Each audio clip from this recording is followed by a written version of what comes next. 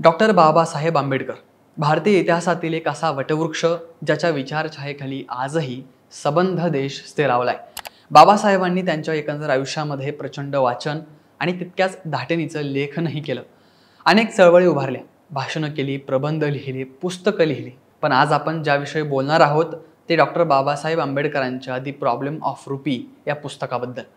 हे पुस्तक प्रकाशित झालं ते 1923 साली लंडनमध्ये। तेव्हा बाबासाहेब केवळ 32 वर्षांचे होते। 100 वर्षांपूर्वी लिहिलेल्या बाबासाहेबांच्या प्रॉब्लेम ऑफ रुपी या ग्रंथातील अक्षरे जरी जुनी झाली असली तरीही पुस्तकातील सिद्धांत अतिशय ताजा आहे। त्यांच्या आयुष्यातली पहिली doctorate London school of economics मधून ते मिळवत होते। त्यावेळेचा हा त्यांचा प्रबंध होता। पण या प्रबंधाने भारतीय अर्थविश्वात आणि त्याची सगळी सूत्रे हाती असलेल्या ब्रिटिश अर्थविश्वात एक निर्णायक भूमिका बजावली। त्यातून उभ्या राहिलेल्या चर्चेमुळे आणि घेतल्या गेलेल्या निर्णयांमुळे आज भारतीय अर्थव्यवस्थेचा डोलारा सांभाळणारी संस्था उभी राहिली, रिझर्व्ह बँक ऑफ इंडिया। अत्यंत महत्त्वाच्या अशा या प्रॉब्लेम ऑफ रुपी ग्रंथाला आज तब्बल 100 वर्ष पूर्ण झाली आहेत आणि त्याच अनुषंगाने आज आपण बाबासाहेबांच्या या ग्रंथाविषयी आणि त्या ग्रंथाच्या भारतीय अर्थव्यवस्थेवर झालेल्या परिणामांविषयी जाणून घेणार आहोत। नमस्कार, मी ऋषिकेश मोरे स्वागत करतो तुमचं बाय माणूसमध्ये। 1935 साली रिझर्व्ह बँकेची स्थापना झाली। आज आपण रिझर्व्ह बँकेच्या अस्तित्वाला अनुभवतोय, आर्थिक सुरक्षिततेची भावना अनुभवतो। जेव्हा देश स्वतंत्रही झाला नव्हता तेव्हा डॉक्टर बाबासाहेब आंबेडकरांनी आपल्या द प्रॉब्लेम ऑफ रुपी या शोधनिबंधात भारतीय रिझर्व्ह बँकेची कल्पना केली होती।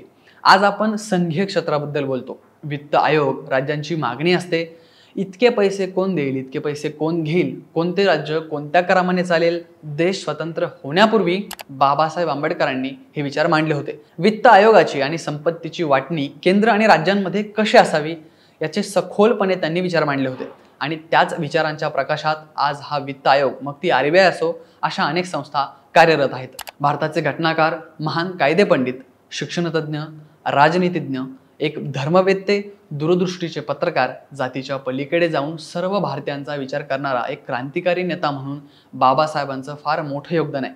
त्यांनी अनेक क्षेत्रांमध्ये आपली कर्तबगारी गाजवली। तरीही मूलतः ते एक महान अर्थतज्ञ होते। लहानपणापासूनच अतिशय खडतर परिस्थितीतून समाजातील बंधने तोडत त्यांनी आपलं शिक्षण पूर्ण केलं। 7 समुद्रापार जाऊन अमेरिकेच्या कोलंबिया विद्यापीठात डॉक्टरेट पूर्ण केली, तीही अर्थशास्त्रामध्ये।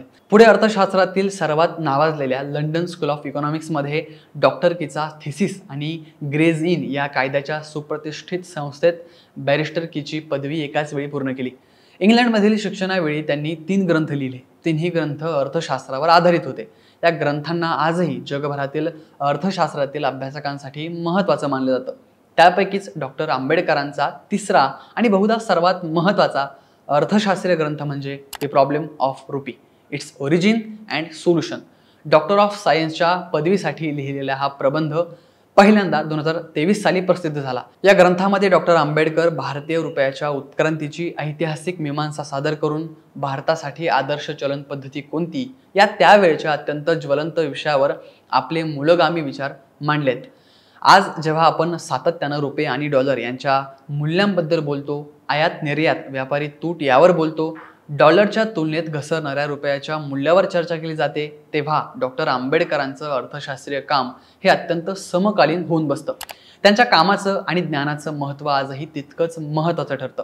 एक अर्थतज्ञ म्हणून त्यांनी रुपयाच्या प्रश्नावर केलेलं विश्लेषण आणि हा प्रश्न त्याच्यावरील उत्तरांची मांडणी ही त्यांच्यातील जबरदस्त अर्थतज्ञाची जाणीव करून देते।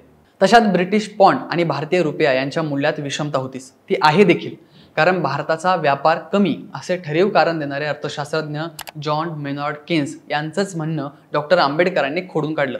सरकारनं लोकोपयोगी खर्चात वाढ केल्यावर किमती स्थिर राहून उत्पादन वाढीला म्हणजेच आर्थिक विकासाला चालना मिळते असं सांगणारा अजरामर सिद्धांत ज्यांनी मांडला ते हे केन्स। त्यांच्याशी या सिद्धांतावर डॉक्टर आंबेडकरांचा वाद नव्हता, पण ब्रिटिश सरकारनं भारतासाठी ठरवलेलं चलन प्रमाण जर केन्स सारखे अर्थशास्त्री काहीही प्रश्न न विचारता डोळे झाकून मान्य करत असतील तर भारत इंग्लंडच्या व्यापार समतोलात खोट काढण्यामागे कोणत्या अभ्यासाचं पाठबळ आहे हा सवाल डॉक्टर आंबेडकरांनी केला आणि त्यावर केन्स यांनाही नमतं घ्यावं लागलं।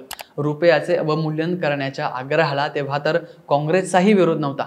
याचं एक कारण असं की काँग्रेस हा तेव्हाच्या व्यापारी वर्गाच्या जवळचा पक्ष।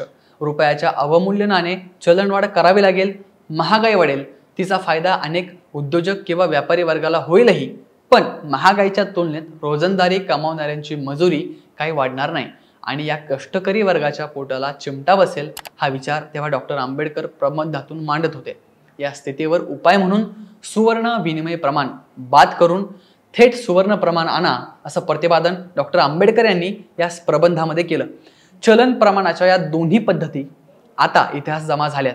अर्थशास्त्राच्या अर्थव्यवस्थांच्या इतिहासात ज्यांना रस आहे त्यांच्यासाठी डॉक्टर आंबेडकर यांचा रुपयाचा प्रश्न या विषयाचा हा प्रबंधच नव्हे तर त्याआधी अमेरिकेतील कोलंबिया विद्यापीठाला सादर केलेला पण पुस्तक रूपाने 1925 मध्ये प्रकाशित झालेला evolution of provincial finance in British India हा सुद्धा ग्रंथ अभ्यासनाजोगा ठरतो. डॉक्टर आंबेडकरांच्या या प्रबंधाची आणि पुस्तकाची मोठी चर्चा अर्थविश्वात झाली.